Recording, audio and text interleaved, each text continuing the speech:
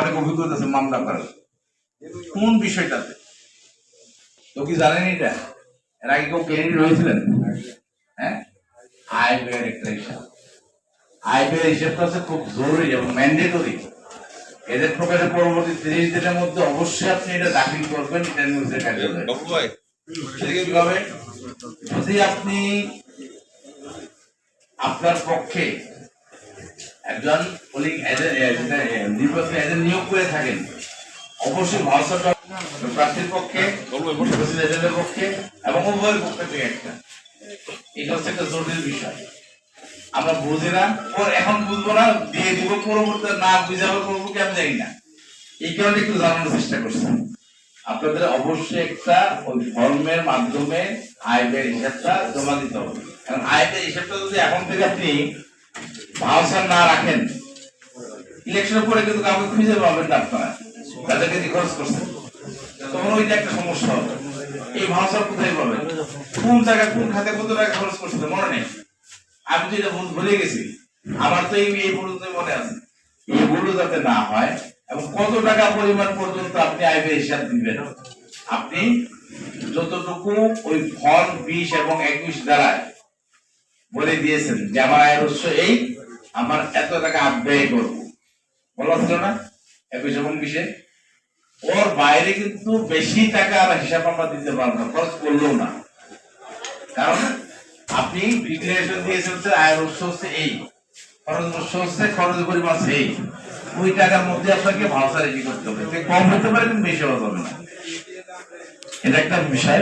আর একটা বিষয় হচ্ছে নির্ধারিত সময়ের মধ্যেই আপনাকে এই হিসাবটা জমা দিতে হবে, না দিলে কিন্তু 30 দিন পরে মামলা হবে। আমরা এই সম্মানিত ব্যক্তি অনেকে আবার এমপি হওয়ার পরে বলে যাবেন যে আমি এমপি সমস্যায় বলছি না, তো বলিও না, হেল্প করলেন যেমন বাজেয়াপ্ত হয়েছে কারো, তাকেও দিতে হবে। এটা হচ্ছে ইলেকশন সংক্রান্ত বিষয়, বাসপেলের বিষয় না। আপনি ইলেকশনের টাকা খরচ করছেন, সেই টাকাটা হিসাব করবেন, খরচটা কতভাবে করছেন সেটা আপনি হিসাব করবেন। যাও, আমি আর দেরি করতে চাচ্ছি না, হয়তো পরবর্তী আরেকটা আছে। তো এই পর্যায়ে আমি আমার করবো আচরণ বিধি সংক্রান্ত বিষয় শেয়ার করার জন্য। আপনারা সবাই এই বিষয়ে জানেন, তারপরে শেয়ার করবেন।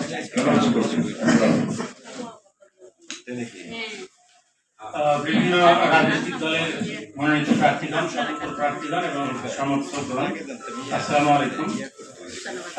আপনারা মনোনয়নপত্র দাখিলের সাথে আমাদের একটা অঙ্গীকারনামা দাখিল করেছেন। আমি ওই বিষয়ে একটু আপনাদের রিমাইন্ড করে দিতে চাই যে আপনারা অঙ্গীকার করেছেন যে নির্বাচন কমিশন থেকে যে বিধিনিষেধ জারি করা হয়েছে, বিধিমালা জারি করা হয়েছে, সেটিকে আমরা আচরণ বিধিমালা বলি। আচরণ মানে হচ্ছে আমাদের কথাবার্তা, চালচলন, আমাদের যে কার্যক্রম, সেই বিষয়ে কিছু বিধিনিষেধ আরোপ করা হয়েছে যে কি করতে পারা যায়, কি করতে পারা যায় না। এই আচরণ বিধিমালা যদি ভঙ্গ হয় তাহলে সেখানে কি ধরনের শাস্তির বিধিবিধান আছে, এবং আপনারা অঙ্গীকার করেছেন যে আমরা এই সকল বিধিবিধান মেনে চলবো এবং বিধিবিধান লঙ্ঘন করলে যে সংশ্লিষ্ট আইন এবং বিধিমালা অনুযায়ী যে শাস্তি আছে সেটা আমরা মানব। এটাই অঙ্গীকার। আমরা সবাই চাই, ময়মনসিংহের সদরবাসী সবাই চায় যে একটি সুন্দর, সুষ্ঠু এবং নিরপেক্ষ নির্বাচন আমরা উপহার দেব, যেখানে আচরণ বিধিমালা প্রতিপালন যদি আমরা মেনে চলি তাহলে এটা আমাদের জন্য অনেক সহজ। আচরণ বিধিমালার গুরুত্বপূর্ণ অংশটুকু আমি আপনাদের বলি যে আপনারা কোনো রাজনৈতিক দল বা প্রার্থী কোনো প্রতিষ্ঠানে চাঁদা, অনুদান অথবা কোনো স্পেশাল কোনো বরাদ্দ প্রদান করতে পারবেন না। প্রচারণার ক্ষেত্রে আমরা নিরপেক্ষ এবং সম অধিকার এটা বিশ্বাসী। আমরা প্রতিপক্ষের কোনো জনসভা, শোভাযাত্রা ইত্যাদি পণ্ড অথবা বাধা প্রদান অথবা ভীতি সঞ্চার করে এরকম কোনো কার্যক্রম করবো না বলে আমরা অঙ্গীকার করেছি। আমরা অঙ্গীকার করেছি যে জনসেবা, পথসভা করতে গেলে যদি করতে হয় তাহলে সেক্ষেত্রে আমরা 24 ঘন্টা আগে স্থানীয় পুলিশ, থানা পুলিশ, স্থানীয় সহকারী রিটার্নিং কর্মকর্তা, উপজেলা নির্বাচন অফিস, আমরা তাদেরকে অবহিত করব। আমরা এখান থেকে মানে কোনো অপ্রীতিকর পরিস্থিতি যেন সৃষ্টি না হয় যে একই স্থানে একই সময়ে 2 বা ততোধিক প্রার্থী যদি কি বলে জনসভা চায় তাহলে আমরা পরিহার করতে পারি। সুতরাং আমাদের এখানে অনাকাঙ্ক্ষিত পরিস্থিতি তৈরি হবে না। আমরা জনগণের চলাচলে বিঘ্ন ঘটে এরকম স্থান আমরা পরিহার করব। আমরা কোনো রকম পোস্টার ব্যবহার করব না, সেটা সাঁটানো বলেন, লটকানো বলেন, টাঙ্গানো বলেন, যে কোনো ধর্মে প্রচার করার জন্য। আমরা যখন আমাদের নির্বাচনী ব্যানার বানাবো সেটা 10 ফিট বাই 4 ফিটের যেন বেশি না হয়। আমরা নির্বাচনী প্রচারণায় কোনো বাস, ট্রাক, মোটরসাইকেল বা কোনো যান্ত্রিক বাহন আমরা ব্যবহার করব না বা শোডাউন করব না। আমরা ড্রোন ব্যবহার করব না, আমাদের সমর্থকদেরও আমরা ড্রোন ব্যবহার নিরুৎসাহিত করব। আমরা যখন গেট, তোরণ অথবা প্যান্ডেল ক্যাম্প স্থাপন করব সেটি 400 বর্গ ফিটের উপরে যেন না হয়। 400 বর্গ ফিট মানে কি 40 ফিট বাই 10 ফিট অথবা 20 ফিট বাই 20 ফিট, এরকম ভাবে আপনাদের যেটা পছন্দ হয় সেটা ভাবে করবেন। কোন ধরনের উস্কানিমূলক বক্তব্য, বিবৃতি প্রদান, উশৃঙ্খল আচরণ, বিস্ফোরক দ্রব্য পরিবহন এবং ধর্ম উপাসনালয়ে প্রচার থেকে আমরা বিরত থাকি। আমরা সামাজিক যোগাযোগ মাধ্যমে অনেক প্রচারণা করছি। আমাদের যেহেতু প্রচারণার সময় আগামীকাল থেকে শুরু হবে, তো এই সময়ে আমরা বিধিনিষেধ কঠোরভাবে আমরা প্রতিপালনের বিষয়টি মনিটরিং করব। আমরা আপনাদের অনুরোধ করি যে ইতিমধ্যে আমরা অনুরোধ করেছি যে আপনাদের প্রত্যেক রাজনৈতিক দলের অথবা স্বতন্ত্রের প্রার্থীর পক্ষে একজনকে আমাদের এই মনিটরিং টিমের সদস্য করার জন্য আপনারা চিঠি হওয়ার পর আমাদেরকে একজনকে ফোন নাম্বার সহ আপনারা মনোনীত করবেন। পাশাপাশি সামাজিক যোগাযোগ যে মাধ্যমগুলো আছে, ফেসবুক যদি প্রচার করেন ফেসবুকে, তাহলে কোন আইডি দিয়ে প্রচার করবেন আপনার অফিসিয়াল যে কোনো প্রার্থীর পক্ষে অফিসিয়াল ফেসবুক আইডি আমাদেরকে জানাতে হবে। যদি ইউটিউবে করেন তাহলে ইউটিউব চ্যানেল এর নামটা আমাদের জানাতে হবে এবং ইমেল অ্যাড্রেস সহ। এই সকল মাধ্যমে আমরা কোনো মিথ্যা, বিভ্রান্তিকর, পক্ষপাতমূলক, উদ্দেশ্যমূলক, অশ্লীল এবং মানহানিকর কোনো কথাবার্তা বলবো না।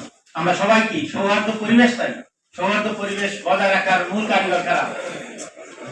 মাঠ করে দেয় আপনারা, ঠিক আছে? আপনারা যদি সৌহার্দ্য পরিবেশ বজায় রাখতে পারেন তাহলে আমাদের জন্য কাজটা অনেক সহজ হয়।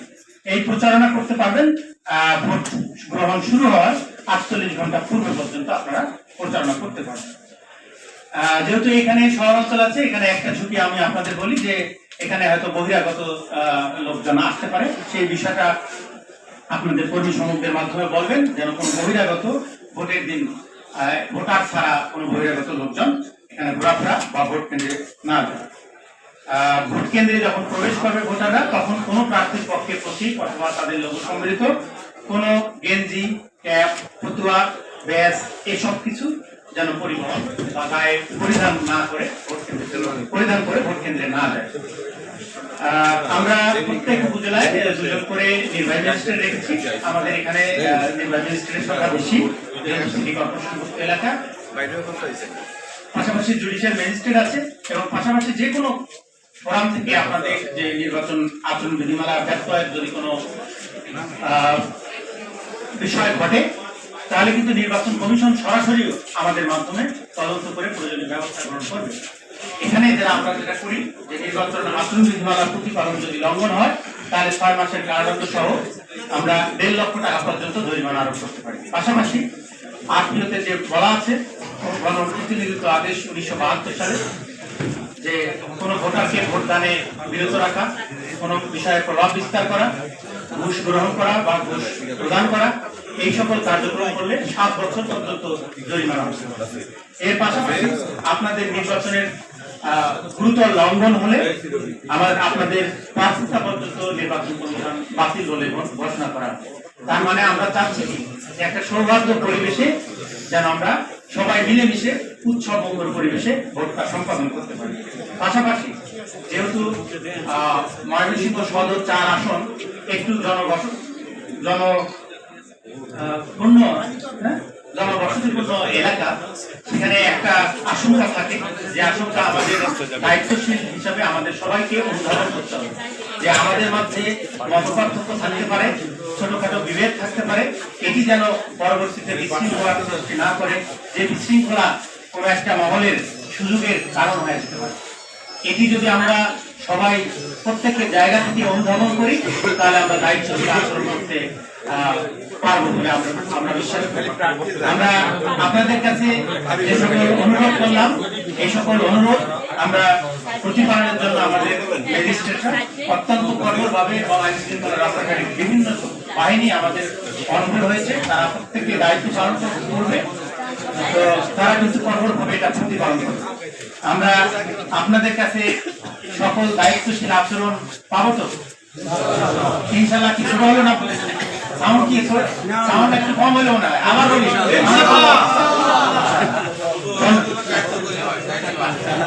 আপনাদের সবাইকে ধন্যবাদ। আমরা এই আচরণ বিধি শুধু ডেরির ইলেকশনটা জানলাম, অত এটা জানি। আর একটা পরিবর্তন তো আসবে, ইমিডিয়েটলি আসবে। আচরণ বিধি থাকবার আর থাক, আমাদের পরবর্তী 72 ঘন্টা কিন্তু আরো সেন্সিটিভ। সবাই আমরা বুঝি যে পার হবে তার সমস্ত বেশি উচ্ছৃঙ্খল হয়ে যাবে, যে ফেল করবে তার একটু নমনীয় হবে। এই নমনীয় তো শুধু আমরা কাজে লাগাইতে চাই, কারণ পারিবারিক দ্বন্দ্বটা সেই সময় ইলেকশনের কাজে এটা আমাদের মোটেও কাম্য নয়, প্রার্থী হিসাবে অথবা সাধারণ পাবলিক হিসাবে। আমরা এই বিষয়ে খেয়াল রাখি, ঠিক আছে? আর আমরা এই ময়মনসিংহ 4 আসনের প্রার্থী কয়জন জানি কি আমরা সবাই?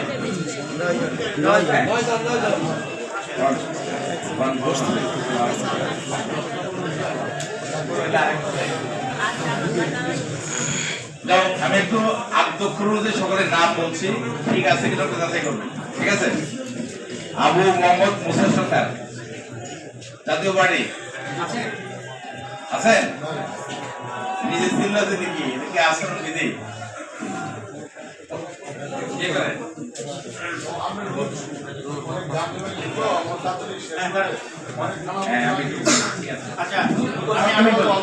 আমি বলি যে আবু মোহাম্মদ মুসা সরকার জাতীয় পার্টি থেকে আপনি আছেন?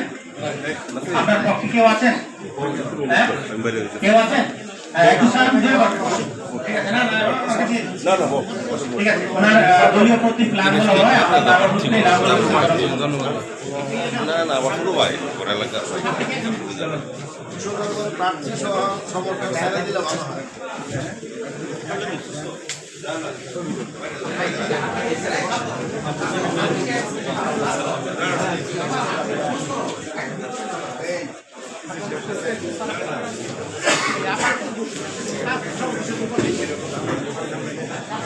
জনাব ইমদাদুল হক মিল্লা, বাংলাদেশ কমিউনিস্ট পার্টি আছেন? আপনি ইমদাদুল হক মিল্লা তার পক্ষে আছেন?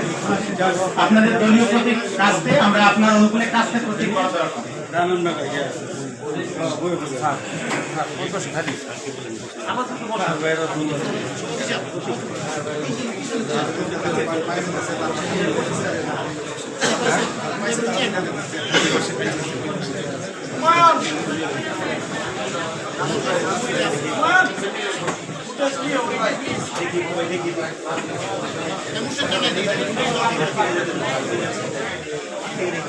গণসংহতি আন্দোলন তাদের মনোনীত প্রার্থী জনাব মোস্তাফিজুর রহমান মাথাল মাথা, আমরা তার এই মাথার প্রতীক আমরা তার অনুকূলে বরাদ্দ।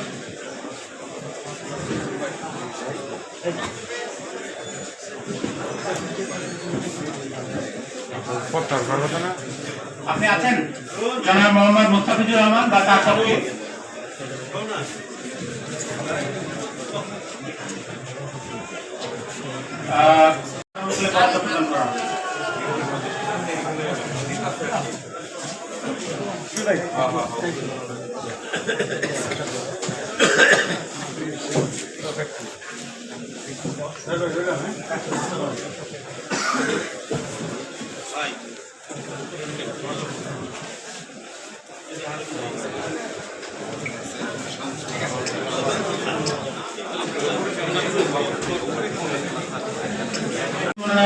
প্রতীক হচ্ছে ধানের শীষ, আমরা তার অনুকূলে ধানের শীষ প্রতীক প্রদান করলাম।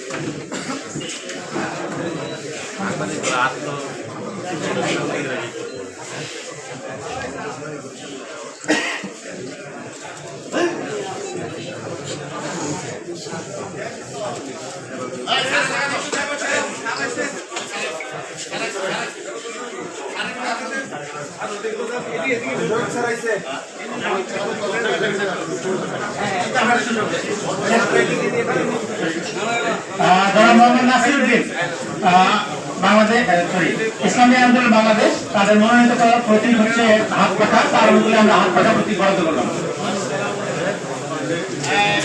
নাসিরউদ্দিন আছেন? ঠিক আছে।